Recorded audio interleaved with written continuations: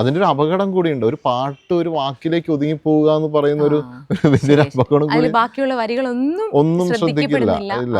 അപ്പോൾ നമുക്ക് ഇപ്പം നമുക്ക് ഏതൊരു പാട്ടും ഇപ്പം ആരും കൊതിക്കുന്ന ഒരാൾ വന്ന് ചേരുമെന്ന് ആരോ സ്വകാര്യം പറഞ്ഞതാകാം എന്നൊരു വാക്ക് വരി കേട്ടാൽ നമുക്കറിയാം ഇത് പിന്നെയും പിന്നെയും എന്നുള്ള പാട്ടിൻ്റെ അകത്തുള്ളതാണ്. അതെ അതെ അതെ രാത്രി പകലിനോട് എന്ന പോലെ യാത്ര ചോദിക്കുന്നു പറയുന്നത് കേൾക്കാൻ നമുക്കറിയാം സന്യാസിയിലെ പാട്ടാണ്. പാട്ടാണ്. പക്ഷെ നമുക്ക് ഈ അടുത്ത് ഇറങ്ങിയിട്ടുള്ള ഹിറ്റായിട്ടുള്ള പാട്ടുകളുടെ ഒരു വരി മാത്രം അടർത്തി നോക്കി എത്ര പാട്ട് നമുക്ക് മനസ്സിലാവുന്നുണ്ട്. അതൊരു മത്സരമായിട്ട് വെച്ച് വളരെ പേരും പരാജയപ്പെടാൻ പരാജയപ്പെടാൻ സാധ്യതയുള്ള സാധ്യതയുള്ള ഒരു കാര്യം. അപ്പം ഒരു പാട്ട് അതായത് മൊത്തത്തിൽ നമ്മൾ കൺവേ ചെയ്യേണ്ട ഒരു ആശയത്തെ ഒരു വാക്കിലേക്ക് ഒതുക്കേണ്ടി വരിക എന്ന് പറയുന്ന സ്ട്രെസ് ചെറുതല്ല. അതെ. പിന്നെ ഈ പാട്ടിൻ്റെ വേറൊരു ഇതിൻ്റെ പ്രോസസ്സിൽ ഉണ്ടാകുന്ന ഒരു ബുദ്ധിമുട്ട് എന്താണെന്ന് വെച്ച് കഴിഞ്ഞാൽ ഇപ്പം പലപ്പോഴും ഗിബറിഷ് ആയിട്ടുള്ള വാക്കുകൾ നമ്മൾ ഉപയോഗിക്കേണ്ടി വരും.